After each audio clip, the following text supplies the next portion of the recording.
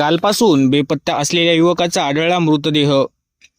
पुसद शहरालगतच्या विटाळावाड परिसरातील कालपासून बेपत्ता असलेल्या युवकाचा मृतदेह अखेर एका विहिरीत आढळून आला।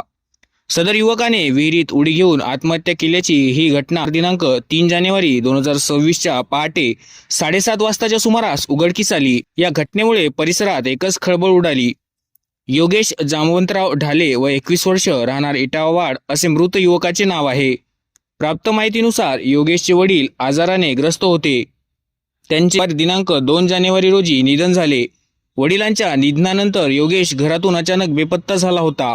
सायंकाळी 9 वाजेपर्यंत कुटुंबीय व नागरिकांनी त्याचा शोध घेतला, मात्र तो आढळून आला नाही।